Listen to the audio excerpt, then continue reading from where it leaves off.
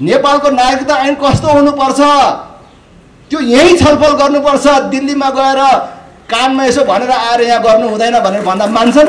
मान्दैनन्।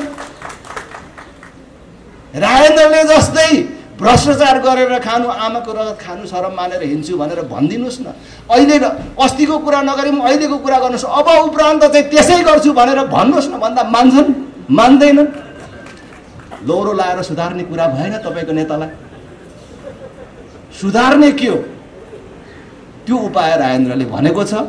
तपाईँ देशलाई माया गर्नुहुन्छ, तपाईँको पार्टी सुधार्न चाहनुहुन्छ, तपाईँको नेता सुधार्न चाहनुहुन्छ भने हामी छँदैछौँ भन्ने जुलुसमा पनि कुद्दै गर्ने, भोटमा चाहिँ गएर हलोमा ठ्याङ्गै हान्ने, गन्दाखेरि मात्रै थाहा पाओस् नेताहरूले। आहा, ल जनता त बाठो भएछ। देशमा परिवर्तन र विकास चाहने, यथास्थितिको अन्त्य चाहने, नेपालको निर्णायकको त नेपाली जनताकै हातमा हुनुपर्छ भन्न चाहनेहरूको लागि राष्ट्रिय प्रजातन्त्र पार्टीले साझा चिन्हको रूपमा हलो चिन्ह ल्याइदिएको छ। पछि भन्न भ्याउँछु कि भ्याउँदिन? भोट हाल्ने बेलामा तपाईँ काङ्ग्रेसै भएर जानुहोस्, एमाले भएरै जानुहोस्, माओवादी भएरै जानुहोस्, केही फरक छैन। तर भोट हाल्ने बेलामा छ्याप्पै हलोमा हाल्नुहोस्। तपाईँको नेतालाई, काङ्ग्रेसको नेतालाई तपाईँको यहाँको यो सङ्घको साथीहरूले सम्झाएर मान्नेवाला छ? यो आयोजनामा सम्झौता गर्ने, छ्याप्पै कमिसन थाप्ने, चुनावमा जनतालाई भेडा बाख्रा जस्तो खरिद गर्ने, यस्तो काम गर्नु हुँदैन, बरु लागत घटाउनु पर्छ भनेर भन्दा मान्नेवाला छ? मान्दैन।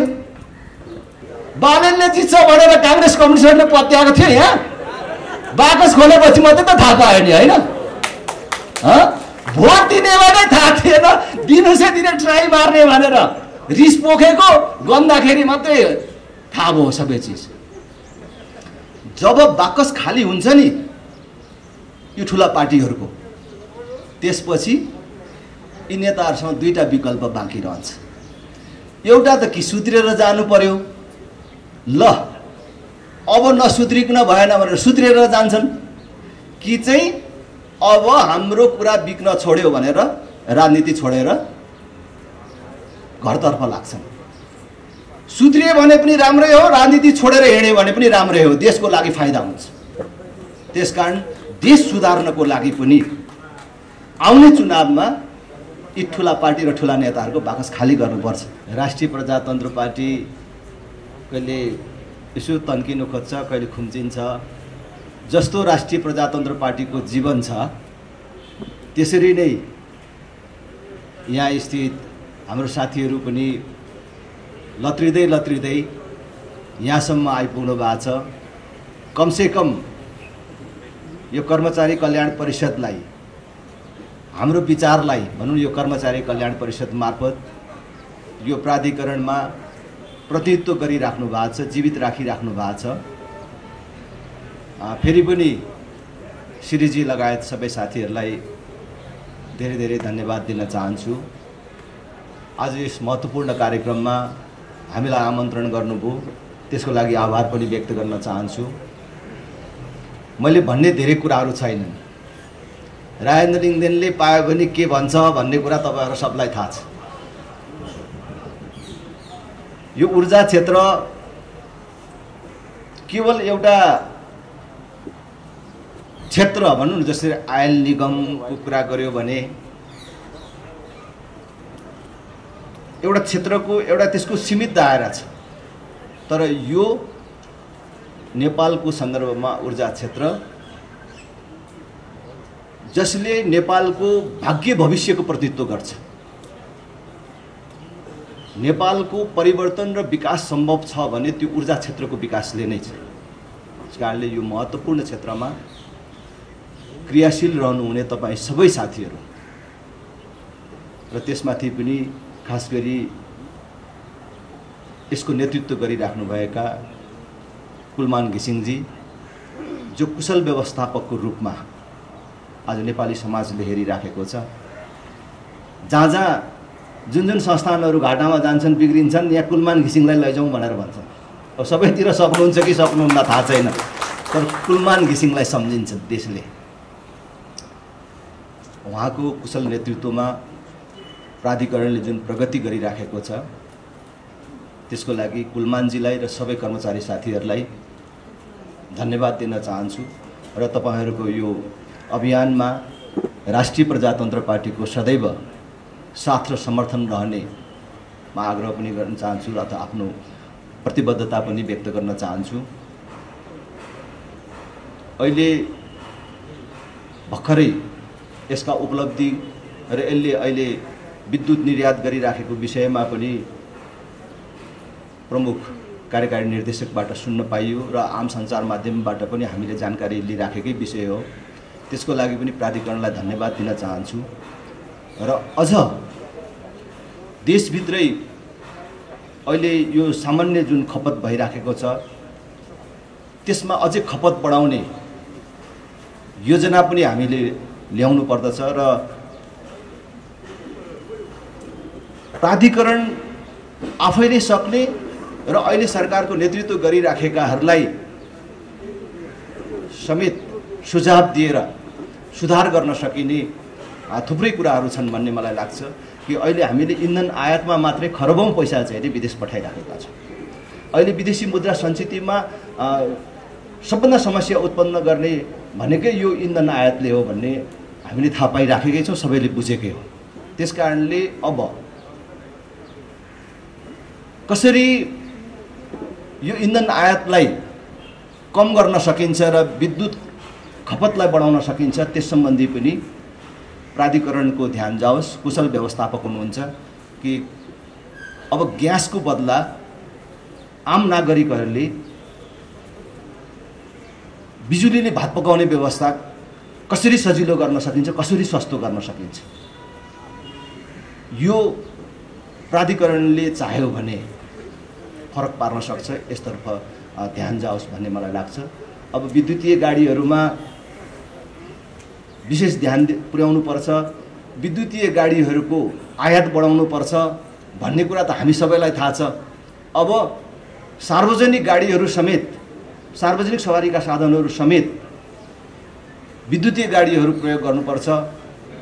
त्यसो गर्यो भने इन्धन आयात घट्छ, विदेशी मुद्रा सञ्चिति बढ्छ भन्ने कुरा सबैलाई थाहा छ। तर अब सरकारमा बस्नेहरू सानो गाडी, अब यस्तो गाडी यो अहिले मैले चढिरहेको छु तोकेर भन्छ हैन, यसलाई मात्रै कर छुट, त्यहाँदेखि माथिकोलाई कर लगाउने भनेर भन्छ। सार्वजनिक सवारी साधन प्रयोजनका लागि अथवा सार्वजनिक प्रयोगको लागि विद्युतीय गाडी आयात गर्छ त्यसलाई चाहिँ छुट भन्नुपर्ने हो। अब त्यो चाहिँ ल्याउनै नसक्ने गरी करको व्यवस्था गरिदिन्छ। अब त्यो कुलमान घिसिङले मात्रै सक्नुहुन्न, अब उहाँको कुरा भएन। अहिले आउन पाउने जतिले ल्याएका छन् अब तिनीहरूलाई चार्जिङ स्टेसनको व्यवस्थापन सुरु गरेको कुरा अब यहीँ परिसरमै बन्यो भन्ने कुरा चाहिँ सुनेको छु। अब त्यसको लागि धन्यवाद दिने बाहेक केही छैन। तर म सरकारको पनि ध्यान आकर्षण गर्न चाहन्छु कि हामीले हाम्रो देशभित्रै विद्युत खपत गर्नको लागि विद्युतीय सवारी साधनहरूमा अहिले पनि लाग्दै आएको करहरूमा छुट दिनुपर्छ। सबै सरकारी कार्यालयहरूले अब खरिद गर्ने सबै गाडी विद्युतीय गाडी हुने व्यवस्था मिलाउनु पर्दछ। र म फेरि पनि दोहोऱ्याएर भन्छु, अब हाम्रो भात, हाम्रो भान्सा अब बिजुलीले चल्ने व्यवस्था मिलाउनु पर्दछ। यसरी हामीले हाम्रो देशभित्रै विद्युत खपत बढाउन सक्छौँ। उद्योगको सम्बन्धमा पनि जसले रोजगारमूलक उद्योगहरू स्थापना गर्छ, जसले हजारौं मानिसहरूलाई रोजगार दिने उद्योग स्थापना गर्छ, त्यसलाई सस्तोमा बिजुली दिने ग्यारेन्टी गरेर देशमा विद्युत खपत पनि बढाउन सकिन्छ। उद्योग धन्दाको स्थापना गरेर हाम्रो भाइ छोराहरूले देशभित्रै काम गर्ने वातावरणको निर्माण गर्न पनि सकिन्छ। त्यसकारण विद्युत एउटा निश्चित समयमा निश्चित अवस्थामा बेच्ने यो कुरा त छँदैछ, तर देशभित्रै विद्युत खपत गर्ने र अनि छिमेकीहरूले विद्युत माग्छन् भने ल है हाम्रो भाउमा किन्नुपर्छ है भनेर यसो कोट हल्लाएर भन्ने वातावरणको निर्माण गर्नुपर्छ भन्ने पनि मलाई चाहिँ लागेको छ। यसतर्फ म यति नै भन्न चाहन्छु। आज कर्मचारी साथीहरू हुनुहुन्छ, चेतनशील वर्गहरू, जसलाई चुनावमा भोट लिनको लागि रागा काट्नु पर्दैन, एक छाक ट्वाकको व्यवस्था गर्नु पर्दैन, आफ्नो विवेक प्रयोग गर्न सक्नुहुन्छ। त्यो छाके ट्वाके भन्दा माथि हुनुहुन्छ। त्यो समुदायलाई भेटेको बेला अलिकति निवेदन गरौँ जस्तो लागेको छ। यसको अर्थ फेरि राजेन्द्र लिङ्गदेनले भोट माग्नु आट्यो यस्तो कुरा पनि नहोस्। चुनाव घोषणा गरिसकेको छ सरकारले, भोट नमागे पनि अलिकति चुनावको चर्चा गरौँ छोटकरीमा भन्ने मलाई लागेको छ। देशको परिस्थिति आज तपाईँ हाम्रो सामान्य आँखाले देखे जस्तो छैन। देशमा कुन प्रकारको अव्यवस्था छ त्यो मैले भनिराख्नु पर्दैन, कुन प्रकारको भ्रष्टाचार बढिराखेको छ त्यो मैले भनिराख्नु पर्दैन। देशमा भएका तमाम विकृति विसङ्गतिहरूको अन्त्य कुनै एउटा बहादुर छोरा आयो भने गर्ला। सधैँ देशले यस्तो दुःख पाइराख्दैन, सधैँ जनताले यस्तो दुःख पाइराख्दैनन्। नेपाल र नेपाली जनताले मात्रै यस्तो दुःख पाइराख्नु पर्छ भनेर कुनै श्राप परेको छैन होला। कुनै श्राप परेको रहेछ भने पनि त्यसको एउटा म्याद होला, एउटा समयमा सकिएला। तर आज पछिल्लो दिनमा देशमा जुन प्रकारको वैदेशिक हस्तक्षेप बढिराखेको छ र त्यो हस्तक्षेप बढ्नमा हाम्रो नेताहरू नै जुन कारक बनिराखेका छन्। नेपाली राजनीतिमा अहिले विदेशीको समर्थन भएन भने, विदेशीको आशीर्वाद भएन भने प्रधानमन्त्री हुन सकिँदैन, मन्त्री हुन सकिँदैन, भइहाल्यो भने पनि टिक्न सकिँदैन भन्ने प्रवृत्ति विकसित भएर गएको छ र आफू सत्तामा टिकिराख्नको लागि जुनसुकै प्रकारको पनि सम्झौता गर्ने प्रवृत्ति विकसित भएर गएको छ। आज नेपालको निर्णायकत्व बिस्तारै विदेशीहरूको हातमा गइराखेको छ। त्यो क्रम 62-63 को राजनीतिक परिवर्तनको बेलादेखि नै प्रारम्भ भएको थियो र त्यो अहिले मजबुत बन्दै गएको छ। आगामी चुनावमा कुन पार्टीले जित्नुपर्ने र कुन पार्टीहरूको गठबन्धन बन्नुपर्ने भन्ने कुरामा समेत विदेशीहरूको चासो बढ्न थालेको छ। यो सामान्य कुरा होइन। त्यसैले तपाईँ जस्तो चेतनशील समुदायमा यसको बारेमा छलफल र चासो हुनुपर्दछ भन्ने म आग्रह गर्न चाहन्छु। आज 3 दशकदेखि हामी केही सीमित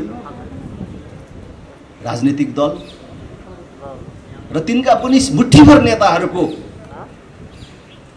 बन्धक जस्तो बनेका छौँ। हामी कुनै पार्टीको कार्यकर्ता नभएर एउटा आम नागरिक मात्र भएर छातीमा हात राखेर सोचौँ त अहिलेकै पार्टी, अहिलेकै नेताहरूलाई आउने चुनावमा हामीले जिताएर अथवा उनीहरूलाई मतदान गरेर फेरि यो देशमा हाम्रो जीवनकालमै परिवर्तन आउँछ, हाम्रो जीवनकालमै यो देश बनेको हेर्न पाउँछौँ भनेर विश्वास गर्ने कुनै ठाउँ छ? त्यसकारण आउने मङ्सिर 4 गते हामी नेपाली जनताका लागि जुन निर्वाचन भइराखेको छ, एउटा पार्टीलाई जिताउने, एउटा पार्टीलाई हराउने अथवा एउटा नेतालाई जिताउने, एउटालाई हराउने अरू बेलाको जस्तो एउटा आवधिक निर्वाचन, सामान्य निर्वाचन मात्र होइन। यो 3 दशकदेखि नेपाली जनता र नेपाल राष्ट्र जुन चक्रव्यूहमा फसेको छ त्यसबाट देशलाई उकास्ने र नेपाली जनताको हातमा नेपालको निर्णायकत्व फिर्ता ल्याउने एउटा महत्त्वपूर्ण अवसर हो। त्यसकारणले मङ्सिर 4 गतेलाई एउटा अवसरको रूपमा प्रयोग गरौँ भनेर म सबै साथीहरूलाई आग्रह गर्न चाहन्छु। म राष्ट्रिय प्रजातन्त्र पार्टीलाई भोट दिनुहोस् भनेर भन्दिन, हामीलाई भोट दिनुहोस् भनेर भन्दिन, तर विवेक प्रयोग गर्नुहोस्, विवेक प्रयोग गर्नुहोस्, आफ्नो विवेकलाई नमार्नुहोस्। तपाईं यदि यो यथास्थितिको अन्त्य चाहनुहुन्छ, देशमा परिवर्तन चाहनुहुन्छ, अलिक फरक ढङ्गले देश अगाडि जाओस् भनेर चाहनुहुन्छ भने